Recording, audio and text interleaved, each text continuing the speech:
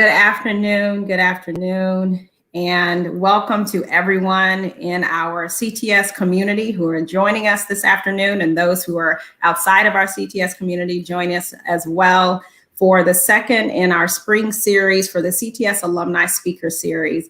And so very grateful for another opportunity to come together in fellowship and connection and dialogue on topics that we have just know that are so very relevant for our CTS alumni community, our broader CTS community, and there's those in the broader community as well. So today's topic that we are going to be discussing is the impact of 2020, shepherding grieving congregations.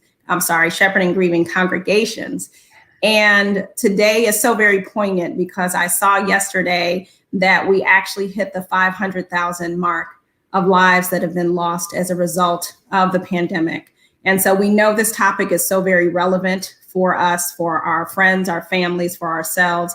And so we're hopeful this afternoon to really just delve into the topic of grief, but also really talk about resources and supports that we can provide to our community. And so this afternoon is a little different. So you see four of us here on the screen. This is a structure that we created because we felt that this dialogue warranted a little more time. So the first part of our dialogue, we have our grief experts, those who are trained and experienced and walking alongside those who've experienced grief, and then also providing the therapeutic resources necessary as we all go through that grieving journey and process. In addition to that, we are blessed this afternoon that this is a joint dialogue. So this is a joint dialogue with CTS's PhD program in African American preaching and sacred rhetoric. So I'm blessed to be joined with Amy Larimore, who is a part of that team as well. So before we get started, we'll have very brief introductions for many of you who have been joining these conversations that we've been doing since last May. It's amazing how time flies. My name is April Irvin, and I am blessed to be the Director of Alumni Relations and Annual Giving at CTS, and just really grateful for the opportunity to, over this past year, engage with so many of our alumni. Even though we've been physically dispersed, we've been able to connect in some meaningful and powerful ways, and so I'm truly grateful for that. So I'm going to allow our guests to introduce themselves as well. Amy. Well, good afternoon, and thank you, April. I am Amy Larimore. I have the opportunity to serve as the philanthropic strategist for the PhD program in African American preaching and sacred rhetoric. And as we engage and embrace this topic today, we have watched really our PhD students navigate congregations and do so much on this topic. It's wonderful to see as we're able to engage more people on this day. So I'm glad to be here with you. Thank you, Amy. Welcome. Christina. Good afternoon. My name is Christina Davis, and I serve as the Clinical Assistant Professor of Pastoral Theology and Marriage and Family Therapy here at CTS. And so it's wonderful to be here today, albeit a topic that is very difficult and is very troubling that we are having to talk about. But I'm glad to share from the experience of just as an educator in marriage and family therapy, but also as someone who provides services to families who are experiencing this time and the layers of grief that are involved. And so I'm happy to be here. Thank you. And Christina serves on, both Amy and Christina serve on our Alumni Engagement Task Force. So I'm always very grateful for their support as well. And then last but not least, Deb, we'll have you introduce yourself. Hi, I'm Deb Brandt, and I am a certified funeral celebrant. I also am a creative grief coach and grief educator. And Christina and I have collaborated before, and so I'm delighted to be here today and be a participant. Thank you for inviting me. Wonderful. Thank you, Deb. We're excited to just hear the conversation and just all that you and Christina will be able to share with us this afternoon. And so before we even kind of delve deeper into our topic, I'm going to turn it over to Deb to open us up.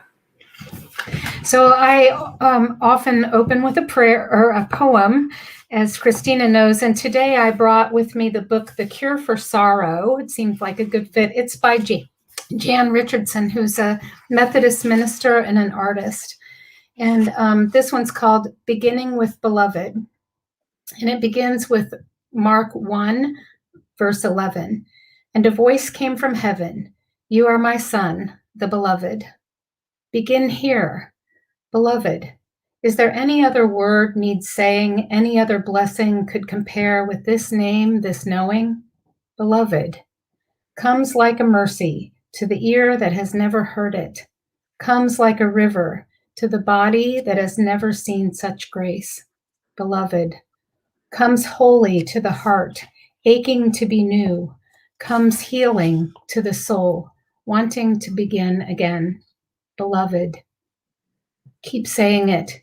And though it may sound strange at first, watch how it becomes part of you, how it becomes you, as if you never could have known yourself anything else, as if you could have ever have been other than this, beloved. Beautiful.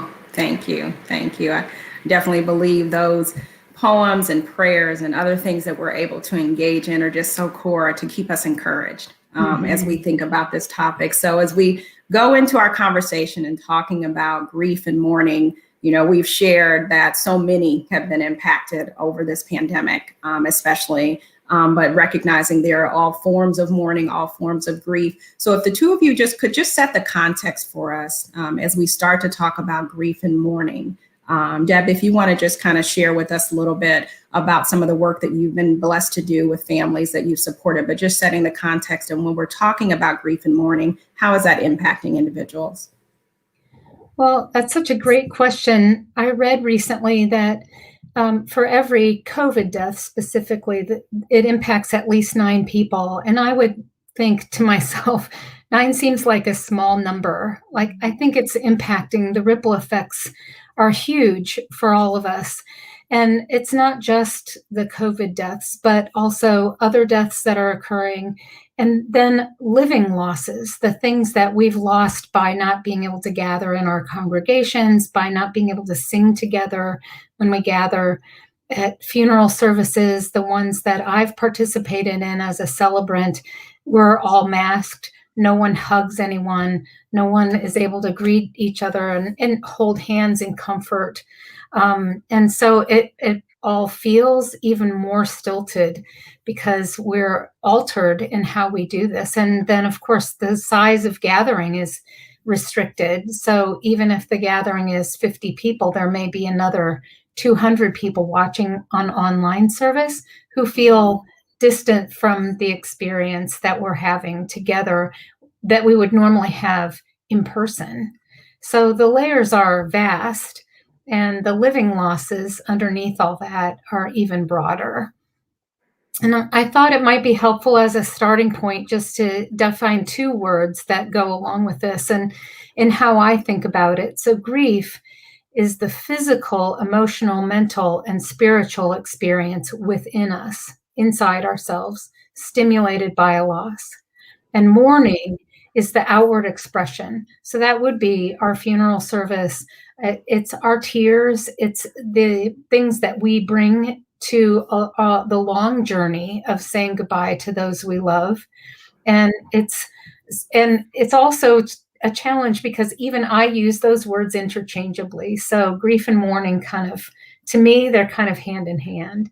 And as I was preparing for today, that was kind of the starting point that I was considering. So, yeah.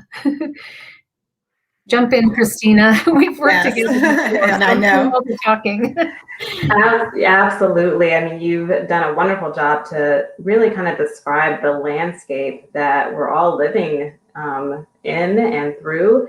And I think that this piece of physical losses of people, but also living losses where we've got lost routines, lost sense of security, there's all kinds of security, economic security, food security. There's a lot of different types of losses that people are living with that layer and compound grief and grief experience. And I also kind of love the way that you talked about the grief and how we understand grief. And then there's the mourning that is the expression of that grief and loss. And I think when it comes to what helps grief, my first go-to clinically is that there does have to be an expression. There has to be this way that grief does not get silenced or just kind of stuffed down to where there's nowhere for it to go. There's no one to share it with. There's no one, there's not these kind of rituals that help us to express and process. And so therein lies the challenge with grief during COVID, is that we are steadily trying to kind of invent and kind of in process discover new ways of mourning in this very new and different environment. And I think that grief and mourning in and of themselves are certainly natural. They can be certainly painful, but they are also kind of a part of a healthy process, so to speak. At the same time, there are ways that grief can become not so healthy, right? And so I do think that it's important to name what that looks like. And so a few terms I think that are helpful are complicated grief, or some people might even describe it as dysfunctional grief, where the grief really does become such that it's interrupting daily functions and becoming destructive. And so it's this kind of notion of, people can sometimes cope with grief in destructive ways. And so you can kind of see how grief can still become something that's clinically significant that you would really want to get support with. And then, of course, depression, there's a lot of overlap. As you know, Deb, we've talked about this before, where, the DSM, which is our diagnostic manual in mental health, really gives a very small window for grief. Very small. I think it's 2 weeks. Yes. But, we know that grief in all of its forms lasts much longer than that. And so I think what I would like to kind of just distinguish is when grief turns into depression, or when it kind of can trigger depression that may be even pre-existing. Yes. That's also a cause for concern. Mm-hmm. Exactly. So that the grieving person may find that they are looped back into other mental health issues. And that is the time when seeking support, additional support, is relevant. That grieving itself is also connected to where we are inside ourselves. And the need for help is a viable need. We've had a significant loss, and it may tap into other things that we already carry around with us. So, yeah, I just am affirming that. And you're right. The DSM says 2 weeks of mourning, and then you have a disorder. And everybody I know, including myself, it's way longer than 2 weeks. So it's a process ongoing throughout life. Definitely. And I feel like go ahead, Amy. I was just going to say, it's wonderful to figure that out and hear that online, that 2 weeks is the standard, because I must be a super case when I think about just what happens in the complicated lives of individuals experiencing loss. That 2 week marker, I wonder if people are even having the opportunity to come up for air, given the fact that the pandemic has had such cascading implications on the process of grief and the process of mourning and what that looks like. And so I would just wonder, how would we unpack for listeners or viewers or people who are engaging with the period that happens after those 2 weeks? How do we help individuals to understand the navigation, especially with the changes of the grieving process in the midst of the pandemic? Mm-hmm. Definitely. And I think that's what's been so challenging. It is interesting to see or hear that 2 week standard. I do agree that might be a little bit of extreme, but with the pandemic, I know for myself personally, and just I shared with you all when we were preparing for this early in the pandemic, when my girlfriend lost her dad, I did not know what to do, because the normal ways of supporting and supporting the family and being with them, it was just not available. And Right. so it's just the complexity of what we're dealing with now is so significant. I recognize that grief is challenging in itself and that grief and mourning process, but it's that layered experience that we are dealing with now. And so thinking of ways that how we provide the resources and supports and guidance to recognize that we are in uncharted territory. So the approach has to be very, very different. And I had shared with Christina when she shared with us at a task force meeting, Deb, that you mentioned this idea of catch-up mourning or catch-up grief. It just so resonated with me. I know personally the other day in my prayer time, I was thinking about all the losses I know that I've experienced in my own life. And it's almost like, not that you forget, but it overwhelms. And so we haven't had a chance to kind of properly mourn through this time. But I was interested in that dialogue you all had about catch-up mourning or catch-up grief as well. Well, so catch-up grief, one of the people that I've studied with, Dr. Alan Wolfelt, talked about and studied PTSD. And as you said, it's really not post-traumatic. It's traumatic right now, all the time, this constant waves of trauma around us and in our immediate lives. And so there's all this trauma. And when we're experiencing trauma after trauma after trauma, like we have exactly what you've mentioned, which is not enough time to catch our breath and maybe grieve each individual trauma. And so catch-up mourning is that idea that we need that time to catch up. And because of this wave after wave of traumas, I think it will take us longer to mourn over all these losses going forward.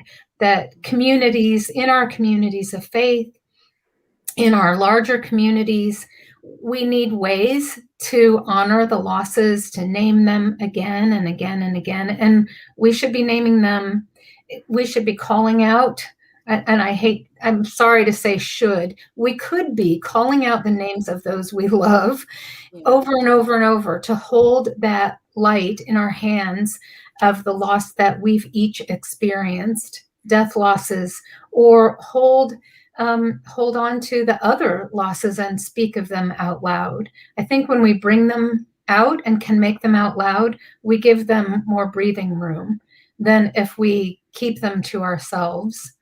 And so we even need to say the names of our individuals and speak of how we miss them. And and the other thing I'll add, and then I'll pass to you all, is that our own grief, even older griefs, have a way of echoing in this time. So losses that we've had prior to 2020 can feel refreshed and raw, and just like they did immediately after the death of those loved ones. So there's sort of this echo effect that is touching our traumas and our losses. Deb, I just wanted to uplift the practice that you shared of naming individuals. Just a few short weeks ago, Christian Theological Seminary did a service of remembrance. And I'll have to tell you, as someone still in the grieving process, having the opportunity to just share the names of loved ones, which seemed like a very small practice, was just an affirmation.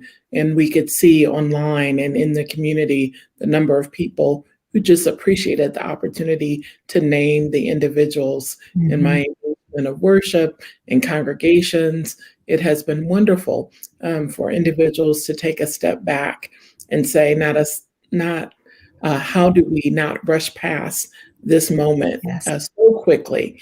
And how might we uplift and remember the lives and the legacies of loved ones? So thank you for bringing that practice to mind. I completely agree. And there's this notion that you're both bringing up about not rushing past and breath, and how trauma is really it feeds on those two things when we rush past and we don't remember to breathe.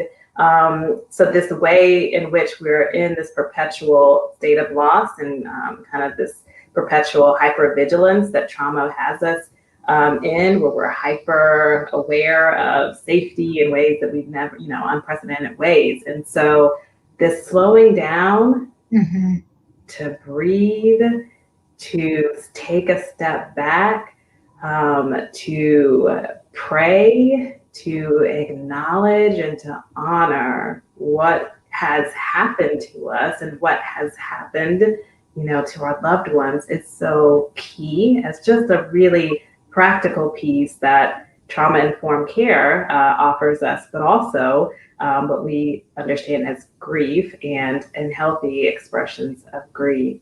And I do think that, this kind of the clinical implications of sometimes ongoing trauma is to continue to have a routine. It's one of the other things that we can do. A lot of chaos can ensue with just how people's lives have been upended, right? And lifestyles. And so routine helps, breath work helps. If anyone's ever heard of breath prayers, where you're we repeat a scripture or a prayer that connects you with breath.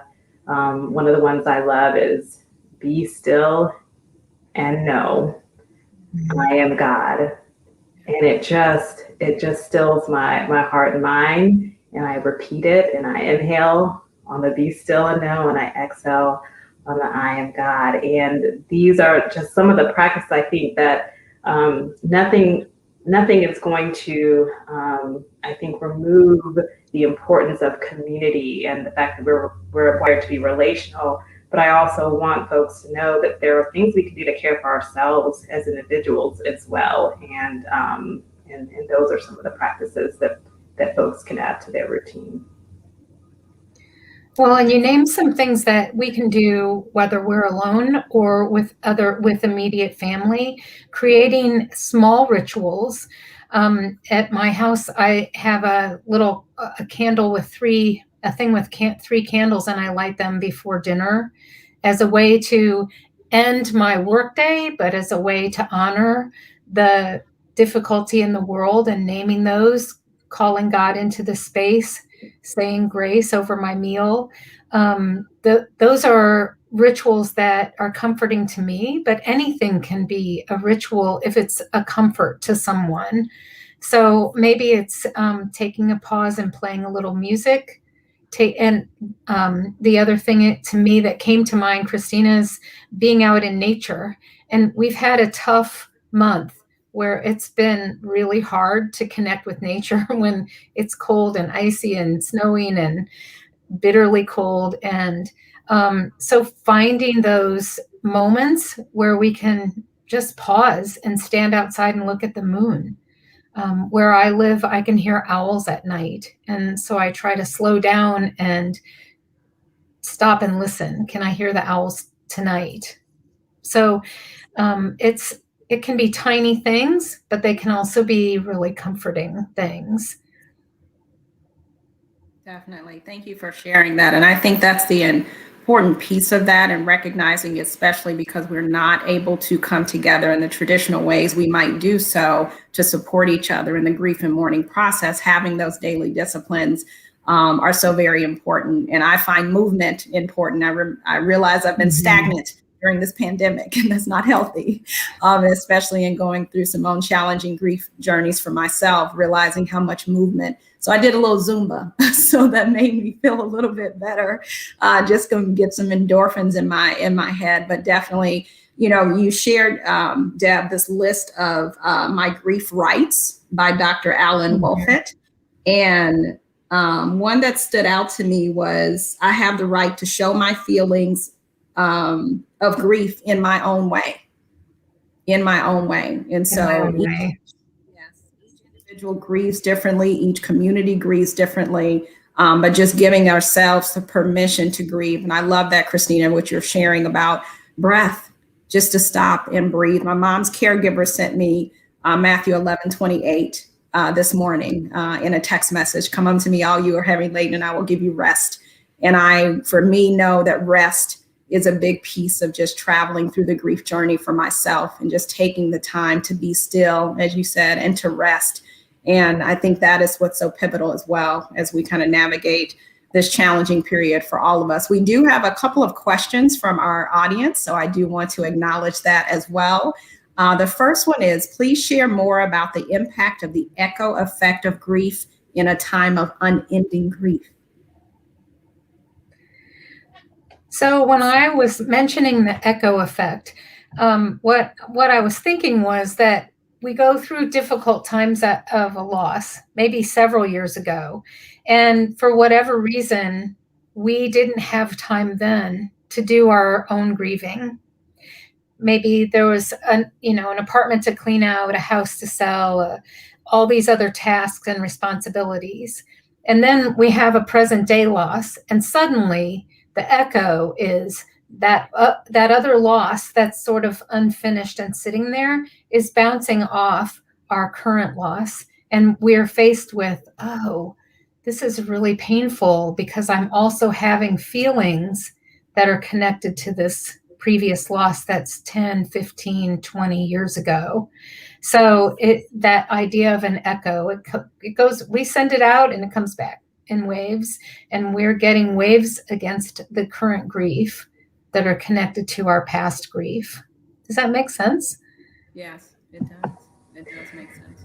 Christina? Now, just tie in the wonderful kind of reminder not to judge grief and how expressions of grief, our grief is our ally, if you will, in telling what it is that we need to express, what we need to work through, what we need to kind of mourn, right? And so I think that those two really work well together, this notion of the echoes that grief can have, and allowing ourselves to not judge the feelings and the thoughts and the emotions that are present for us, and allowing ourselves to respond to those.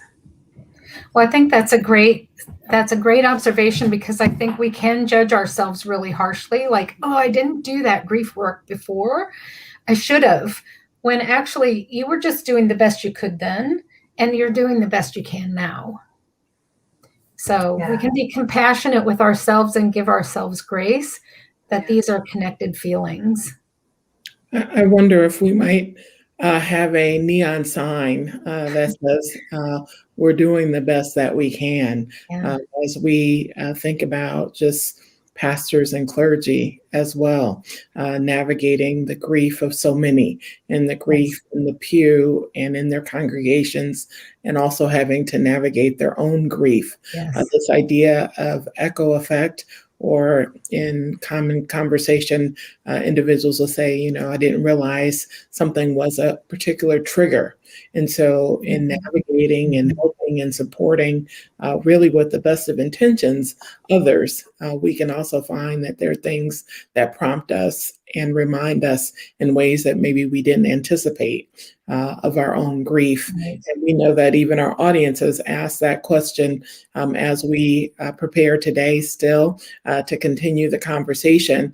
But what is your word to us in ministry who are familiar with helping others grieve, but have little time to grieve ourselves? So our audience is asking, what happens when you're not able to grieve yourself because of your attention or responsibilities to others?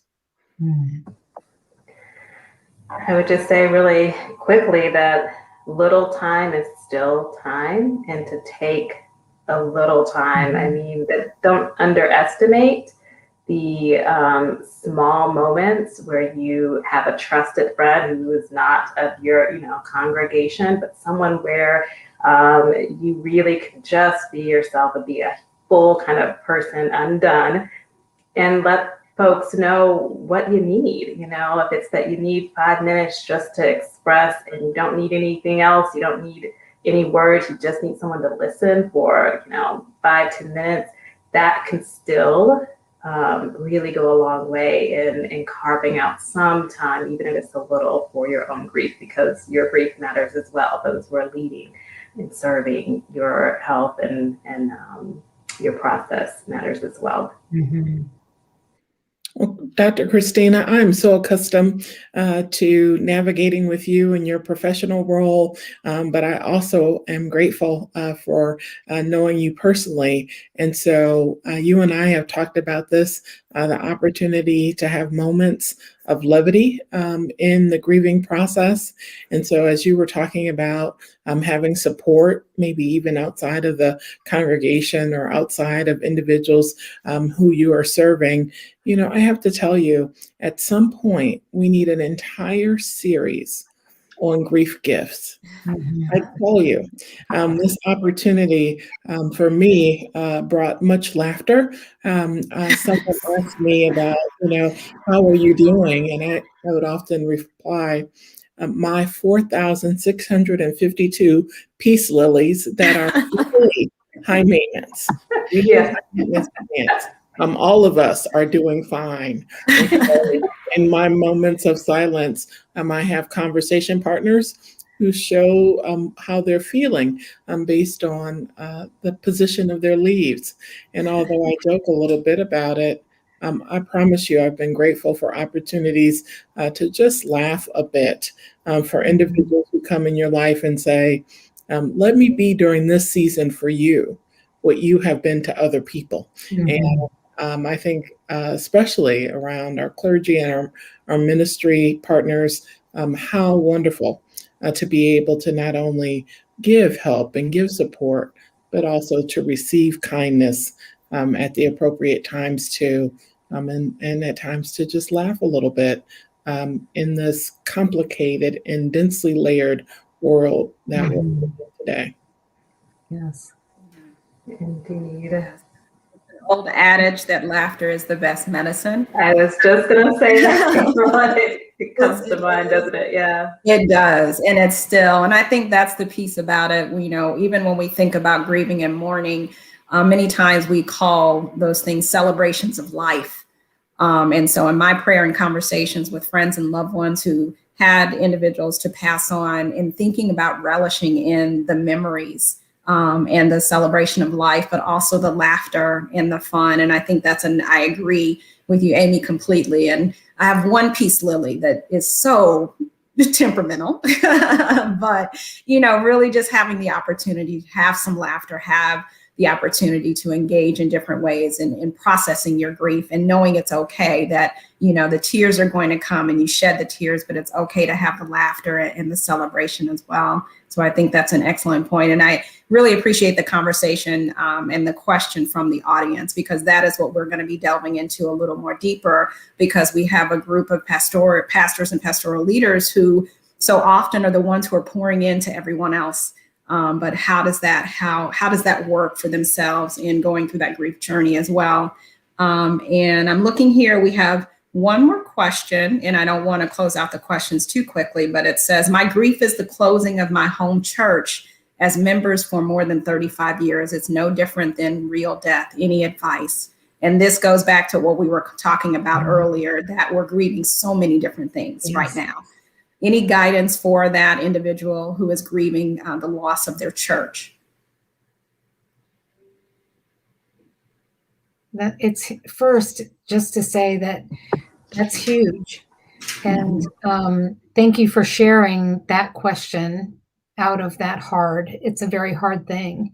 And I think advice-wise, there's no easy answers. But I also think that the more that we can tap into ceremony around that closing, how is your church as it closes honoring that 35-year history and creating ceremonies, more than one, is perhaps needed. And so what could that look like? That would be celebration, as you've mentioned, and letting the sadness of it be out in the open and sharing that with one another, even if it's in a setting like this. Maybe it's several small group settings over a long period of time. I don't think that my own opinion might be that for 35 years, you can't do it in one ceremony, that maybe there needs to be 35 ceremonies, or not maybe 35, but more than one way to extend the naming and the truth telling of what this loss looks like and is for so many.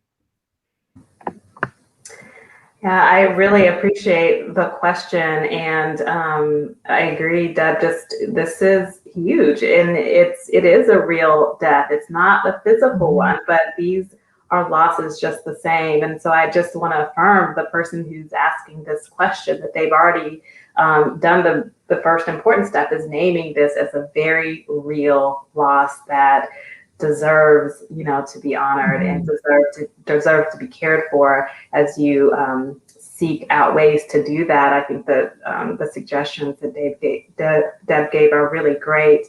And there's a term called disenfranchised grief, and I think that there are some losses that just kind of get pushed to the side and deemed by some kind of more external or social norms as not real or not significant. And I, again, really urge all of the folks who are listening today to really allow space to bring in the things that are losses, that even if it's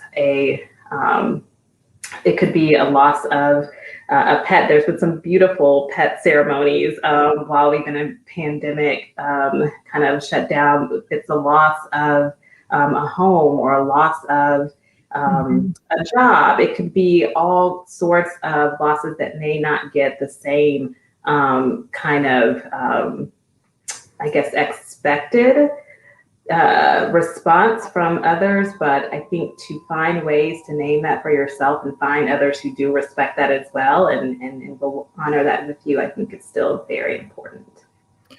I would also add, from a nonprofit governance and a organizational stance, just the concept of ending well. What does it mean to end well?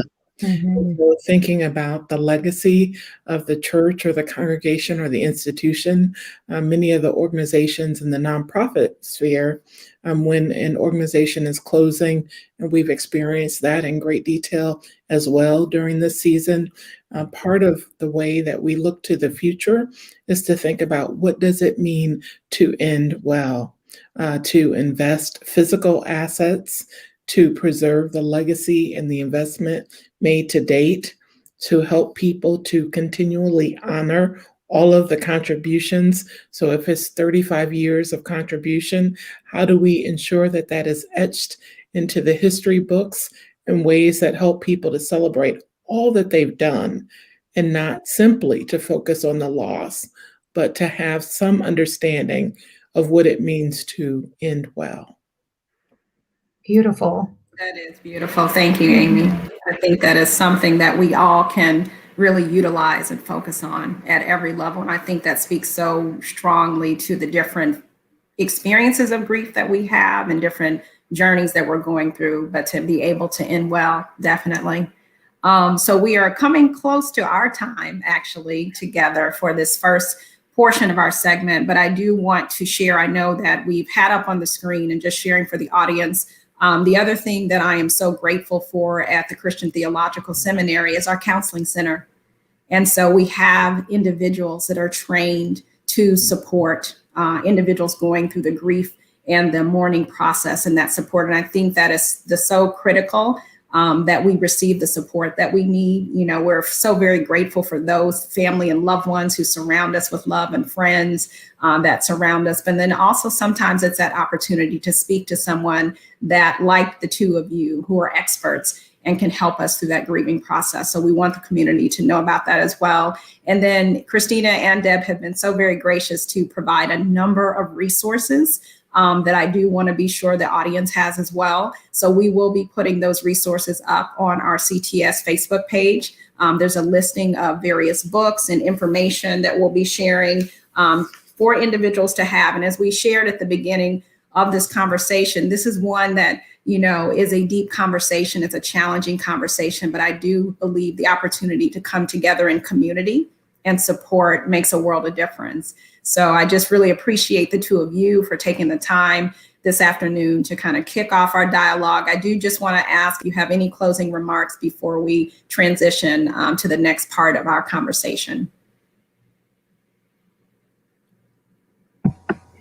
Well, I'll just jump in and say throughout all of what we've been talking about, I keep hearing in my head, Dr. Wolfelt always says there's no rewards for speed. And I think we just can't rush grief. And so I say that to myself at times when I'm rushing. There's no rewards for speed in trying to push through grief and trying to get through it faster. We can't say to ourselves, when am I going to be done? There's just no rewards for speed. Whatever the loss is, we can't hurry this along, that it's an opening, an unfolding, a connecting to God process. Divine momentum. Oh, I love that. I love that. Momentum. That's beautiful. Thank you. Christina? And I will just echo that. Don't go it alone. Take divine with you, divine presence with you, but also that there are others around you that, whether it be a professional counselor or support groups that are available in the resources that Deb and I shared, or just remembering that you can be there for someone else as well as you can ask someone to be there for you. And so I just really encourage people to remember that they're not alone. Yeah, thank you. Yes, we are definitely in this together. And before we transition, I did want to just have a chance to share a couple of the resources. One is Grief Share, which is weekly support groups around the world, where you can go to griefshare.org to have support groups as well. And the other is Brooks Place, which I have been familiar with. It's grief support for children and young adults.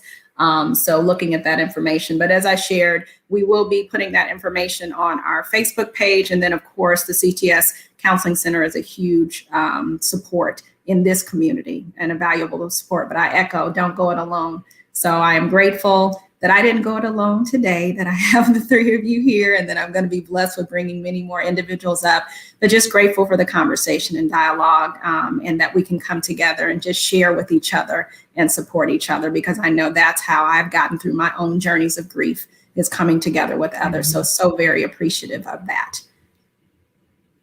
Thank you. Thank you. And Thank so you. To our audience, we will just have a 30-second transition, and then we are going to be bringing up our pastors and ministerial leaders to talk more deeply about shepherding grieving congregations.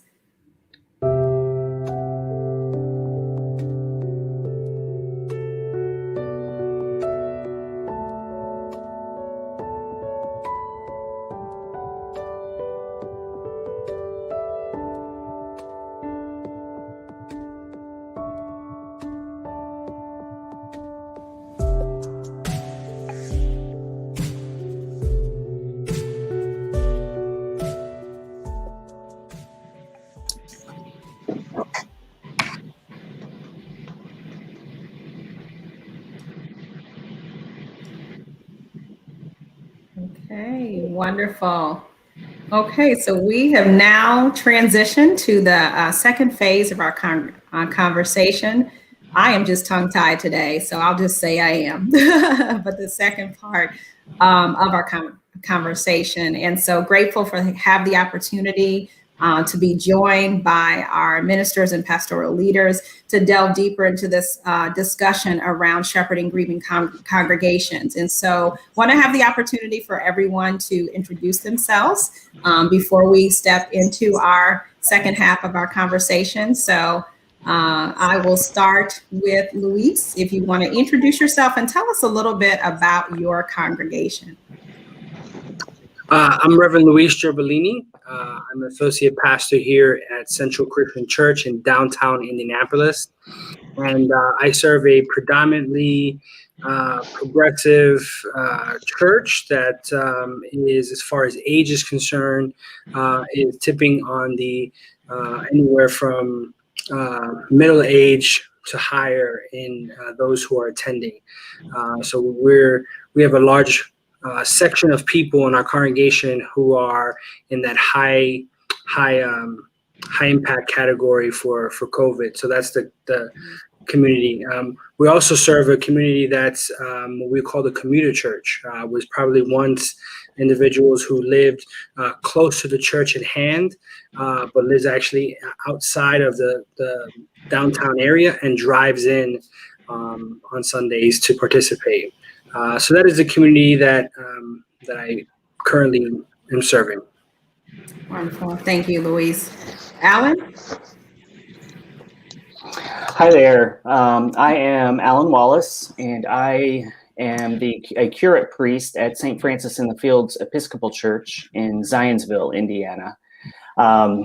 It's a probably mid-sized church, about 350 members or so.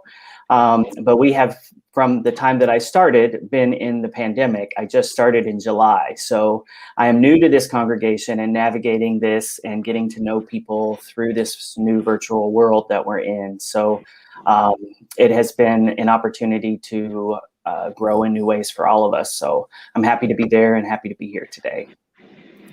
Thank you. Alexia? Greetings, everyone. I am Dr. Alexia Ellis, and I serve as the executive pastor of New Beginnings Fellowship Church. We are one church in 2 locations. We have one church on the east side of Indianapolis and one on the west side, and we're mainly an African-American church, and we also serve all age groups, but mainly from 30 to 65 is the bulk of our congregation. And I'm also a clergy mentor for the discipleship project at CTS. This is an important topic because people are experiencing trauma on top of trauma. The needs are great, and I'm glad that we are discussing ways to come alongside of those that are grieving. And I'm just so glad to be here. Thank you for the invitation. Thank you. Thank you for joining us. Laren? Good afternoon, and thank you as well for the invitation. I'm Laren Robertson, pastor of Word for Life Church Ministries in Fort Washington, Maryland. It's just outside of the nation's capital. I serve, as I mentioned, at Word for Life Church. We are a Baptist denomination, and our membership is of the approximately 75 to 80 that we might count as regular attendees. Our membership is roughly 80% 50 and over in terms of age. And so we have been experiencing the pandemic and its effects in any number of ways that are associated with that demographic. So in terms of learning how to manage, new technologies and the health challenges, as well as the grief and the mourning that we just heard from the previous panel, has been shaping our fellowship. All right, great, thank you. And last but not least, Janae. Good afternoon, everyone. I am Janae Pitts-Murdoch. I have the privilege of serving as the senior pastor at Light of the World Christian Church in Indianapolis, Indiana. I am also a member of the inaugural cohort of the PhD program in African American and Preaching and Sacred Rhetoric. Both Laren and I have the distinct privilege of being a part of that particular community at CTS. And like many of the panelists who have already articulated, Light of the World Christian Church has a large contingency of our membership that would be categorized as the high impact for COVID-19. But our church has also experienced a significant amount of grief in our younger population. Our youth ministry is extremely vibrant, and they have been experiencing some serious withdrawal, not being able to fellowship and connect with one another. And so as we're talking about grief, it is not just something that our mature and experienced churchgoers experience, but also youth who find so many of their relationships and community in their church homes. So it's good to be with each of you all today, and I'm looking forward to our conversation. Wonderful. Thank you. Yeah, I think that is so very relevant. I've been watching a couple of topics and talking about the mental health implications for our young people and everything that they're experiencing. And just as Deb and Christina already shared, we're experiencing so many different levels of grief as a result of the pandemic. So just getting into our conversation, I guess my first question for you all are just what are your thoughts on what was shared by our speakers just a little bit ago as they were talking through the grief and mourning process?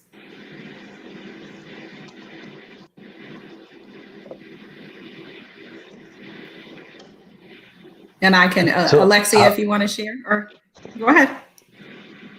Okay, now I was just going to jump in and say that what I really appreciate is the distinction that is made between grief and mourning, which often, at least in my outlook on it, is conflated and oftentimes at the expense of the mourning process or processes.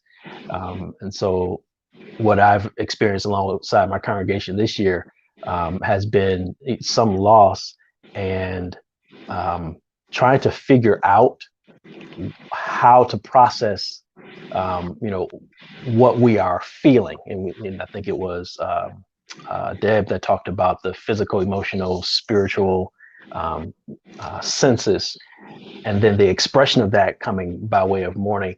And so how do we as a congregation find expression when we're unable to meet together, to sing together, to hug one another, to look each other in the eye, without Zoom, and know that it's okay, and to be able to cry on each other's shoulder. And that's something that we miss in terms of the expression of grief. And so that for me was really poignant. I appreciated that. And I appreciate the way they shared about having rituals, and also about how to remember those you lost. And sometimes we don't do that. So I do appreciate that, and I'm going to implement that. I lost my father 10 years ago, and I do light a candle on his birthday. I do attend a basketball game maybe on his birthday, but I want to share more to others about making sure that you do something to remember your loved one, and that does help with your own grief. And I want to also implement in our church the ceremony on remembering and saying the names of our loved one. I think that's very, very important. Thank you. Yes, that stood out for me as well. To speak the names is so very critical. Because as I shared, there are so many over this last year, just in my own immediate family and friends, somehow you almost forget. And so it is the opportunity to speak their names, to celebrate their lives and speak their names out loud. Thank you for that. Other thoughts? Really intrigued by the language of living losses. The idea that, I know it in terms of what I experienced, but just having that language, that it is called a living loss, that it is something that is a loss, but I continue to have to live through it. And perhaps this idea of this perpetual reminder that it is a loss, or and I think it was Dr. Davis who talked about the compounding of these traumatic experiences, that every time Sunday rolls around, we're reminded that we cannot gather. Every time Wednesday rolls around, we're reminded we can't gather, for those of us who are accustomed to midweek gatherings, in addition to our Sunday gathering. So I appreciated that idea of living loss, because it helped to give a better articulation of the perpetual and persistent experience of grief.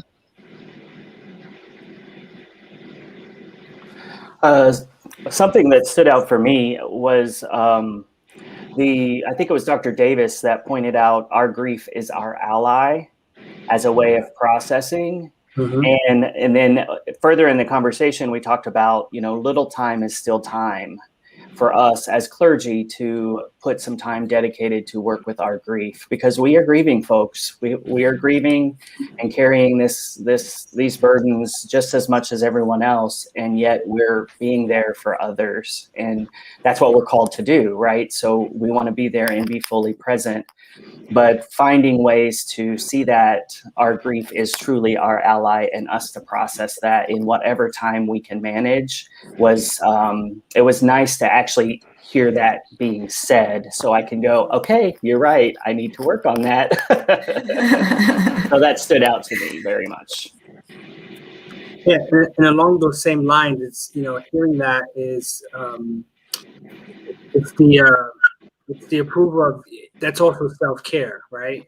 To care for yourself and understanding that you're allowed to grieve is to say that you get to have the same type of process that you're helping those within your congregation or in your context have. So I really did appreciate those particular words. For me, as I listened to them, I was thinking about my own particular context as a Hispanic male who grew up within the Hispanic community, but is serving a predominantly white church.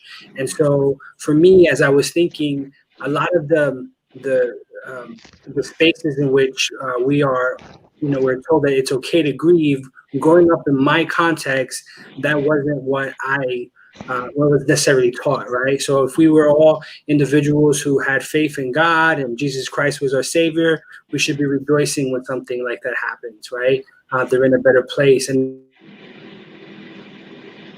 it's almost as if we are nurtured to push those things to the side. And as you said, the compounding of this grief and grief, I just imagine how if you had that type of upbringing, how, like myself, I can't do that. I can no longer just push those things aside because then it becomes to be those dead type of weight that just holds you down. And we all understand that those are, if we don't deal with that, then it's very hard for us to help others address those things. And I catch myself at times when you're working with people who are dealing with grief, not trying to over-identify with them because I understand their situation, and then having to hold myself because I actually feel the emotion of grief that I actually haven't dealt with, and it's all of a sudden being brought into that particular moment as I'm trying to work with somebody. So I really do appreciate some of the things in which they've tried to help us in coping with grief, which I think is essential for us as pastors who are working with people, that we too hurt, and we do need to address it, and we do need to work it within ourselves in order for us to help those within our congregations. Well, it has been wonderful to just hear, for starters, your immediate reactions and responses to the conversation.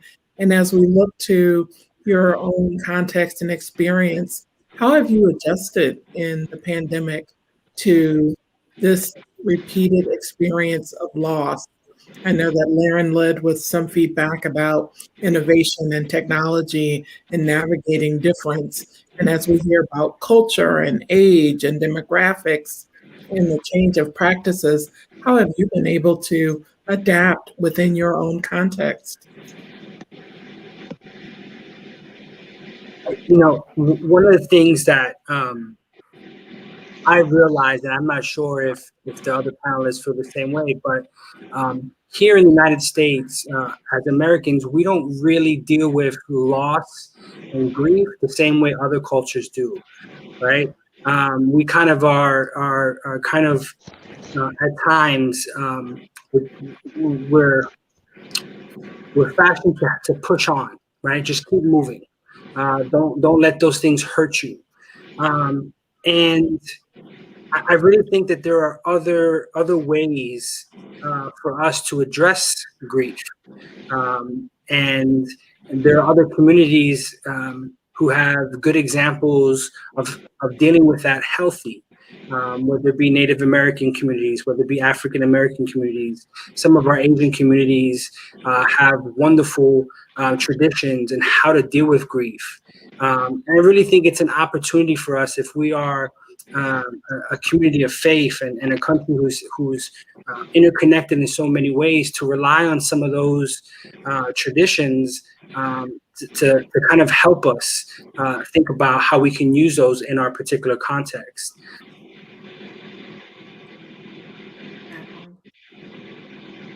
Any other thoughts? Amy, thank you for raising that question. And I would say that we continue to adapt because the deeper that we get into this pandemic, the deeper our grief gets. It seems, at least in my experience, that just when I think we've landed at some kind of stability, there is another layer deeper that we have to tend to. I'll just say that initially, when the pandemic was initially when we became aware of the pandemic, we went through a sermon series on lament. Because to your point, Louise, I don't know that enough of us talk about lament and the way and the role that lament has in our Christian experience. We can sometimes lean inequitably on other biblical passages and not lean into the scripture, giving people space and room to lament. So we started this pandemic in lament. But then we also added a wellness component in our ministry at Light of the World, which included some online yoga, online Zumba, so that people could have some movement in their lives to counter kind of the grief and heaviness that they were experiencing on a daily basis. It was unusual for us to launch an online Zumba class, but getting some endorphins going for folks who couldn't get to the gym anymore. It was our way of providing an additional response to this heaviness and this weight that could balance the loss and grief we were experiencing. Yes, well, I'm a firm believer in movement. As I shared earlier, I had to get my Zumba in because my endorphins were a little low. But I think that's the critical piece of that, because it does feel so heavy. So much feels so heavy. And so ways for us to just be very creative, even though we're dispersed, to keep moving. And also, as Louise, as you were sharing, to continue to process the grief and to not push it down, because we know very, very well what happens when we push grief down, but we know that's not healthy at all. So it's critical to process that. Definitely. Yes, and we are still trying to connect and trying to make sure that we connect with our congregants, but we have just focused on being present the best way we can by sharing phone numbers of those who lost loved ones with our staff members, our elders, our ministers, so that they can call them and show their support and offer condolences and offer prayer. We also, with our staff, we have distributed names of those members, and we have called people, and people are so surprised when we reach out to them, because we do have a large congregation, but we are trying to be intentional about connecting with people. And also in 2020, when the pandemic started, our intercessory prayer team, they had a noonday prayer, but we started to have the noonday prayer every day, daily, so people could call in and connect by giving their prayer requests.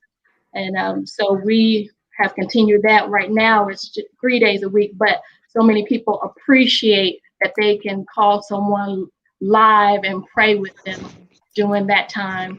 We have also, we share with family members about counseling services. We advise them that they need ongoing conversations with licensed therapists, and we share with them about the CTS Counseling Service Center. And we have teamed up with licensed therapists in our church, and we begin We have began providing counseling on Zoom, and in the month of March, I heard you say, April, about grief share. We are starting grief share groups in the month of March. So we are trying to address the issue of grief and helping people through their grief. And so that's some of the things that we are doing right now. Thank you. Yeah, I think a big part of this is we kind of have a running joke that we just have to be nimble, right? It's like we've been in Lent for a year, and we're actually just starting Lent. So but Lent has been we've been in the wilderness, and we've had to be nimble and be able to try to find ways to make it personal, even though when you're on a virtual platform to look somebody in the eye, you can't look them in the eye. You have to look at the camera, because otherwise you're not looking them in the eye. So that takes a whole new component, right? That's really hard to come to a personal level when you can't even do that.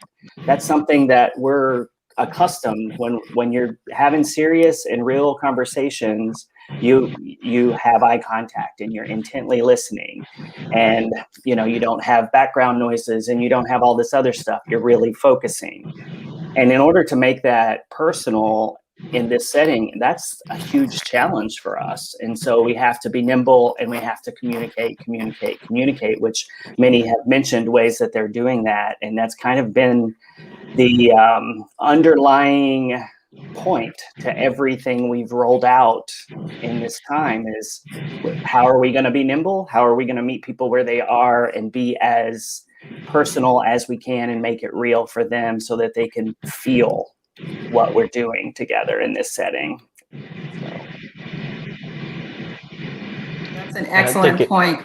If Go I can ahead. add maybe to that conversation, there's a careful balance for persons who are in the position of pastoral leadership, where we're being counted on to help people to navigate our current contexts, at the same time as we're still being called upon to vision cast and lead in that direction.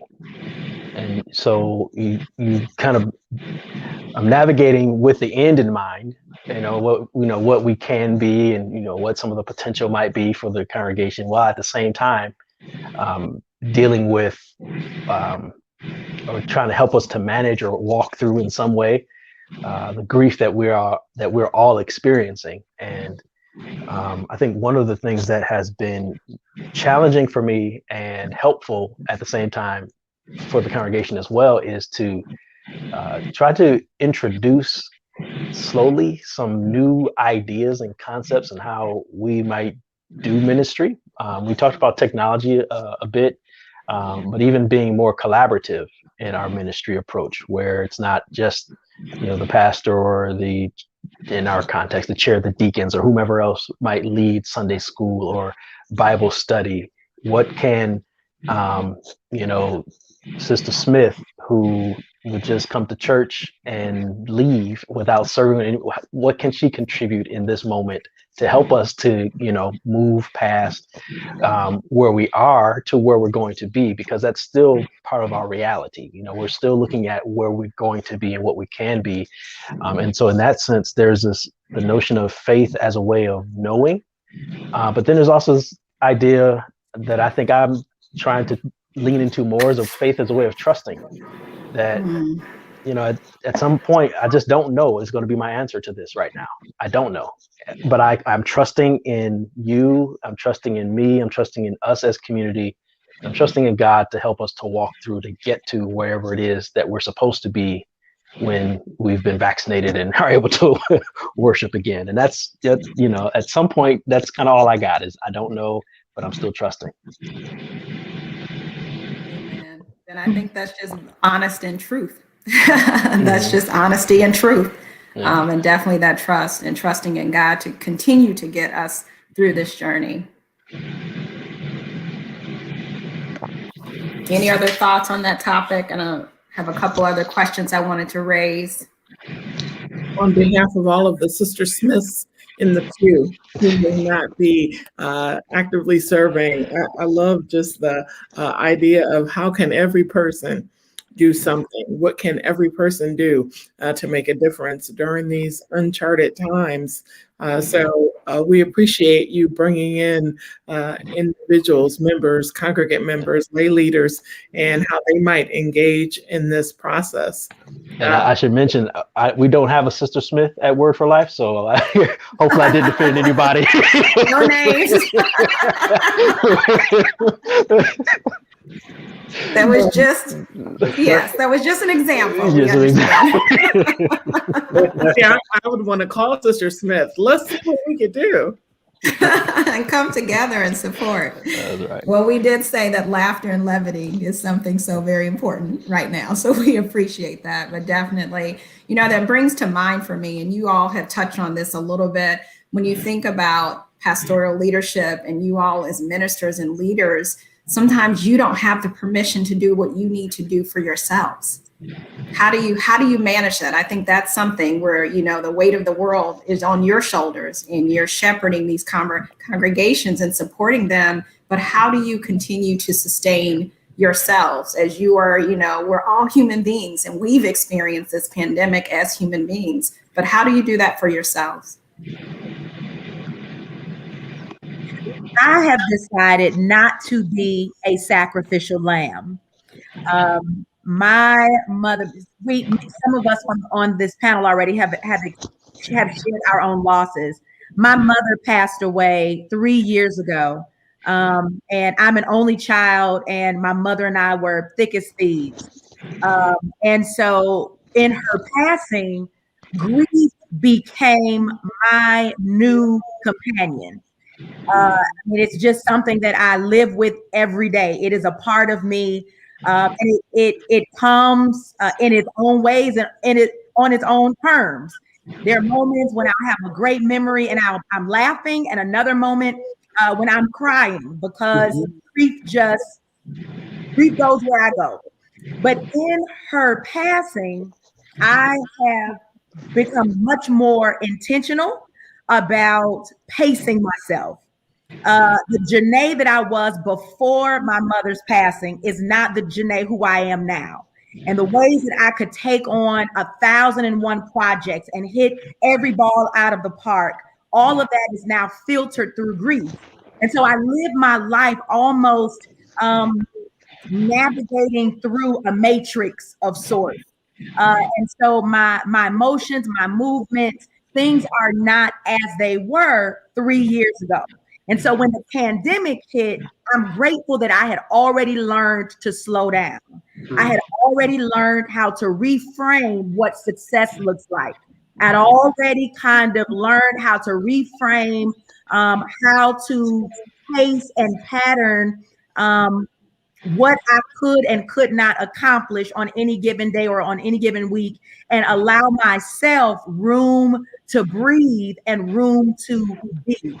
And I have found that this pandemic has required that those of us who were accustomed to going 100 miles a minute have now been forced to slow down, some of us to 50 miles a minute. And that in and of itself can be grief, because the people we are accustomed to being, we can no longer be. And so, you know, I have given myself grace. All of the expectations that people have had, they can have those expectations. And it's great for them to have expectations. But I take intentional time to pace myself so that I am able to be here a year from now or 2 years from now. Because I'm not just a pastor, I'm a mother and a wife and a sister and a friend. And all of these identities still have to live alongside my being a pastor. And praise be to God, Light of the World Christian Church is a kind, loving, and understanding congregation. But there's some sister and brothers who are in the clergy world who don't have as understanding of a congregation as we may have here, Light of the World. But at the end of the day, We have to take care of us because we only get one of us. And the world needs Janae, and the world needs Luis, and the world needs Clarence. The world needs all of us. And so we have to make sure we take care of ourselves. You know, Janae, you make a great point, because I serve in a multi-pastor setting, and when you serve in a multi-pastor setting, each pastor has their responsibilities, and so I had to mourn and grieve the fact that in all the areas where I'm asked to provide leadership are the ones that are most affected by not being in church. So whether it's working with young adults, our children, working with new members, working with those are all the areas in which I provide leadership in, and now I'm on the back burner. Not that I can't work, right? But my responsibilities had to shift, and I had to learn and sit down and talk with the senior pastor and say, hey, this is what I'm dealing with. I'm dealing with whether, hey, do you guys even need me, right? Like, what is my role now that things have shifted and changed, because we don't know how this is going to look like in the future. And in the words like you said, those were shared with me. We're going to have to adjust, right? People are going to have their expectations, yes, but you are still needed. You are still wanted to. And so there are things that do shift in those moments. I think that's been a real big learning process for me, is being able to adapt to the situation and say, I still have value, I still have something to contribute, and now my energy is moved in another area. And who knows, when things go back to normal, or whatever normal looks like, this year, next year, those things will readjust it again, and having to constantly shape shift, what's happening at this particular moment. But yeah, you're right. When you said, the world needs Luis, I had to learn that a couple months ago, because I was like, well, maybe I'm not needed, right? Maybe, if this is what the life's going to be like in just digital, maybe I don't need to be here, right? So those are the kind of things that even, we who are serving people have to process and deal with as well.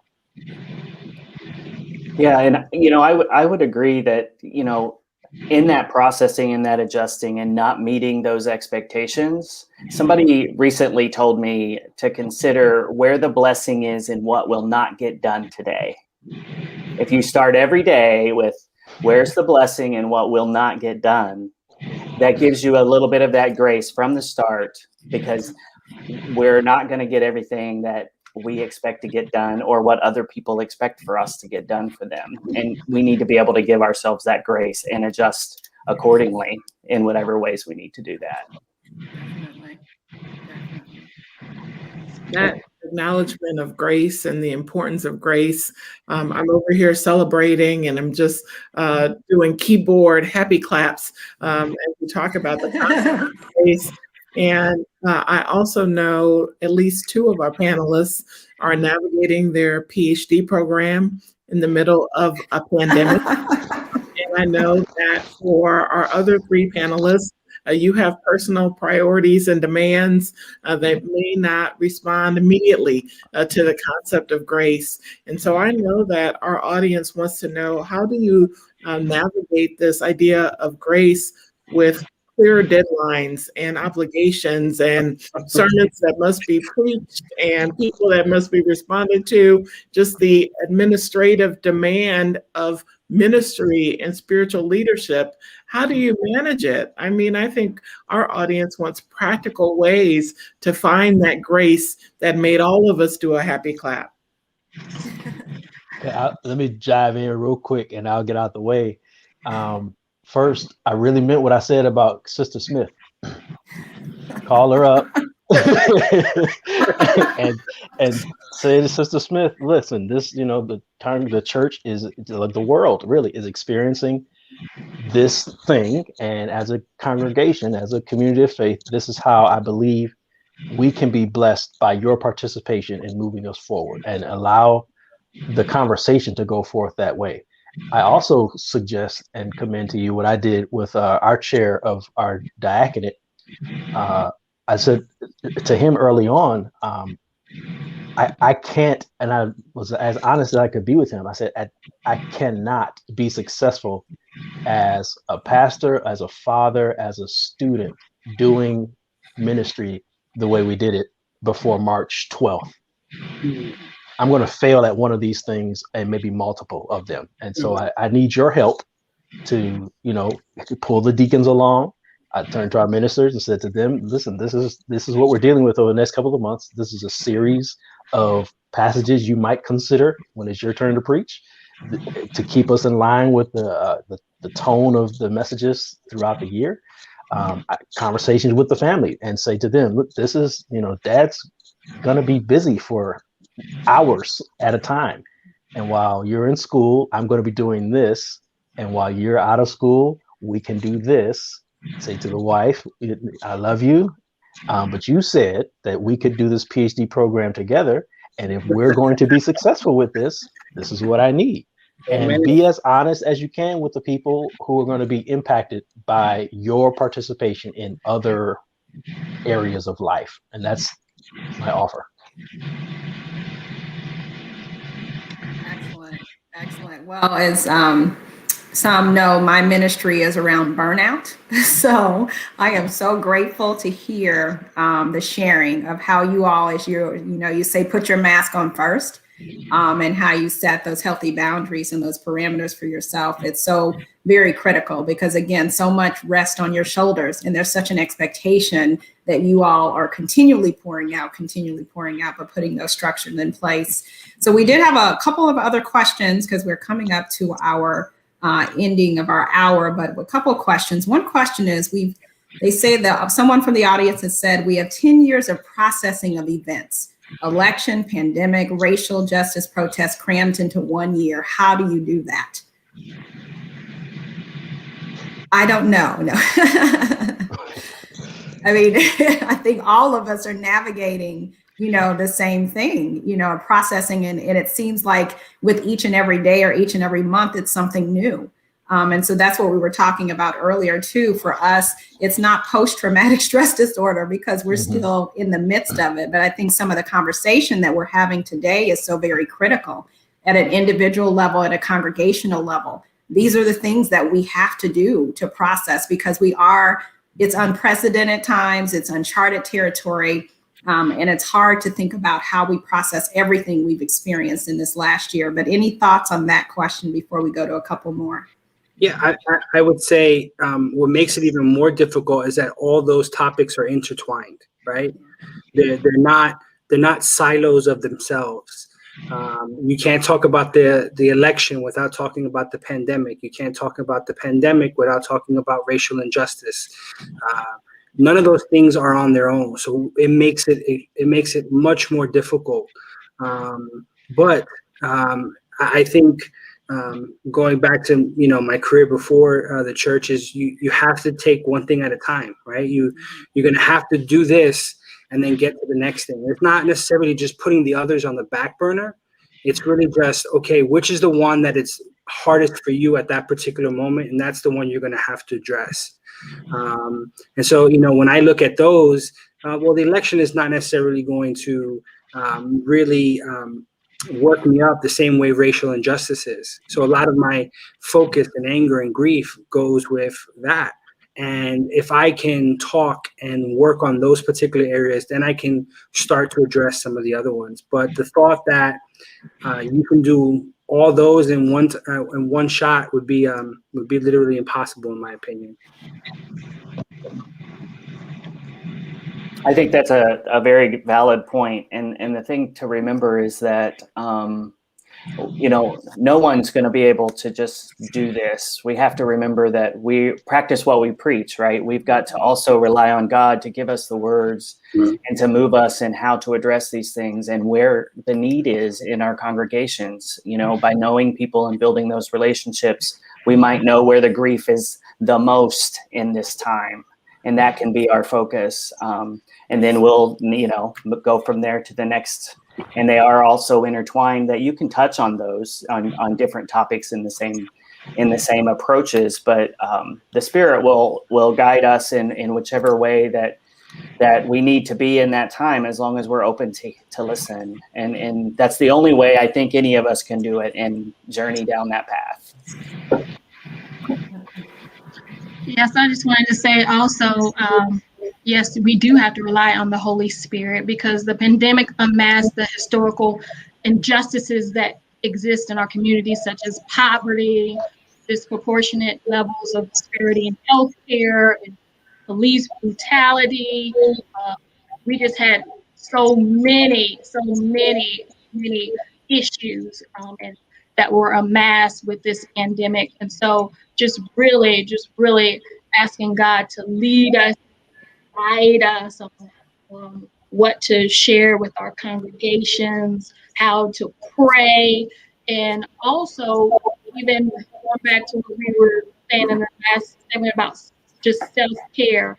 My counselor shared with me also that I had to give myself grace because I'm trying to make sure and help everybody, make sure everybody has what they need, but there's just some things you just have to trust God that I cannot do. And so I really had to learn how to meditate.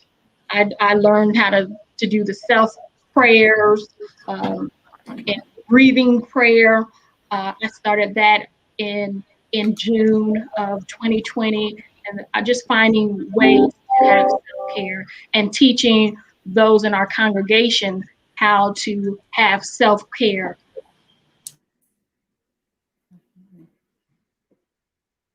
Wonderful. Well, we are actually coming close, very close to the end of our dialogue. And I just have to say thank you, thank you, thank you. So very grateful for this conversation. It was one that, as we talked about areas of discussion for this speaker series, we thought was so very important.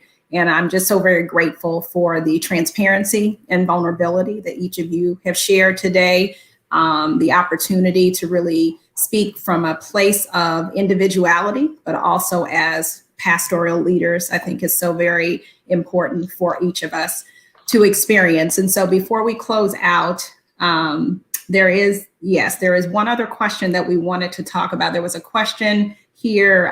One of our audience members have said, I don't have time to grieve the way pastors or therapists talk about. And this question is grieving a privilege?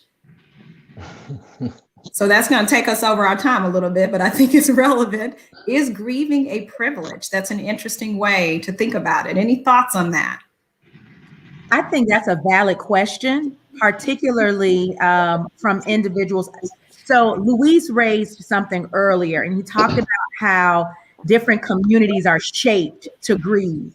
And there's some of our communities where we are shaped not to grieve, to ignore our grief, to suppress it, to move on from it, and to function as if grief will take care of itself. But in reality, ignoring our grief is doing harm to ourselves. And so I think that I appreciate the question, is grief privilege? Actually, grief is self-care. Grief, attending to our grief is loving ourselves enough to make time and room in our ways of being. And for some of us, it is unlearning the ways of being that we have been shaped in, and unlearning some of the ways of being that we have grown accustomed to, or that we've watched people model. Some of us have been taught that grieving is a sign of weakness, or some of us have been taught that grieving, when we grieve, or outward expressions of mourning are signs of a lack of faith. There are all kinds of stigma that come along with grief and mourning.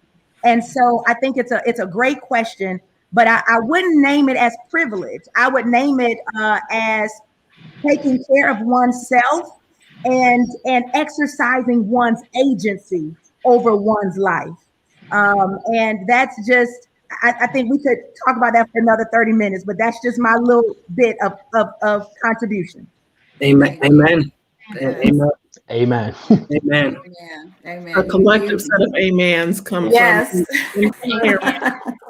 Did I hear earlier someone mentioned my grief rights? Yes. So there's a list. Okay. Yeah, my Dr. Alan Wolfett has a list of 10 my grief rights. Claim And your so rights. yeah. Yep. Yeah. That's And what I so would it say. That is. if it's a privilege, claim it and own it. And maybe from a practical standpoint, schedule some time in the day where you do nothing and allow for that time of nothingness to function as a way for you to begin to unlearn or relearn or to unpack and just to breathe or just be. But schedule that time, and see how that begins to become a part of who you are and how you begin to function going forward. Yeah, Sorry for interrupting you, April. no, and I would just add to that by saying sometimes people tend to think that pastors or people in ministry have just gotten into those kind of things and that's all they've done in their life. Mhm. And I want to say most of us have worked jobs outside of the church and had coworkers and outside of the church, and we understand what other people go through. So we're not talking about grief as this theoretical point of view. That's something that could possibly happen, and this is how you could possibly deal with it. And we live in a different world that the church doesn't live in. We experience it, and we experience it as well. So I think that's something I just wanted to add. And there's when Janae was talking about, I grieved when I heard you talk. I grieved because as soon as you said unlearn, a wave of emotion just came over me, because that's what, in a sense, we're helping people understand. It's how do you unlearn some of the things that have taught you that this is the way to do something or not to do. And I think, yeah, so thank you. Amen. Yeah, and I would just, We also have to Thank make sure you. that our language, we watch our language when we're speaking to people. Sometimes we will say, be strong when people are grieving or just hold on. But, we have to encourage people to feel what they feel when they're grieving. And if they need to yell, if they need to scream, whatever they need to do, feel those emotions and let out those emotions, and also lean on family, congregation, and friends for support, and make sure that we share with them that they should not isolate themselves. And so we need to make sure that we are reiterating to people that there's no specific way to grieve, but they need to grieve how they feel. yeah, and just to follow up on that, I would just, sorry. I was saying, we talked about grace. You actually brought up grace, and we thank people for their grace of time. We know that we thought we would end at 2:30, and it's a robust conversation. There is not a Christian Theological Seminary alum panel that is not robust, with lots of conversation and lots of conversation partners.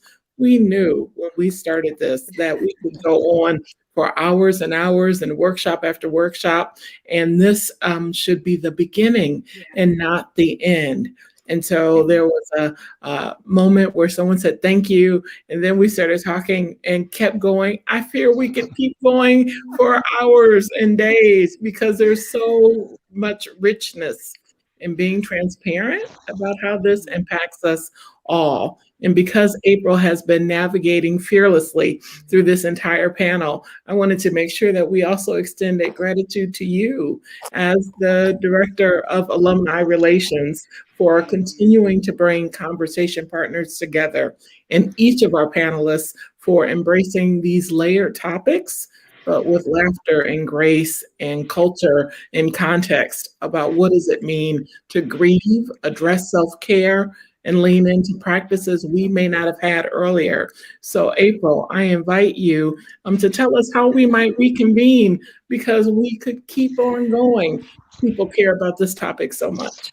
They really do, and thank you. I kind of count it as an honor and a privilege to have these conversations. It's such a blessing for me. All of them, all of the dialogues we've had have been such a blessing. And that is the closing question, and something we're going to be examining more, because we recognize this is what we need as a CTS alumni community. This is what we need as a CTS community. And so we will be exploring ways to bring our ministerial leaders together, our pastor leaders together, to continue these dialogues on an ongoing basis, because we recognize leadership can be so isolating. And I know you all appreciate that and recognizing that you are going through these processes and individual leaders and pastors, but coming together in this way, I believe, is the way that we can really support each other as we continue to navigate the pandemic and prayerfully emerge from one of the most challenging years we've ever experienced in our lifetime. So we will be looking at ways to bring us back together. But again, I just want to say thank you. It has been a rich dialogue. It has blessed my soul, to be honest. It has been such a blessing to me. I'm so very grateful again for your transparency, for your vulnerability, and I believe our audience has benefited from that as well. So thank you, thank you, thank you. Appreciate each and every one of you. Appreciate you, Amy, for being my co-moderator today. I think I'm going to use this going forward. I like it. Bill was my co-moderator for another one, so I'm going to have to keep going with this. But it is coming together in fellowship and community and connection that will sustain us through everything that we're experiencing. So thank you all. It was wonderful, wonderful. And thank you to our audience who have joined us this afternoon.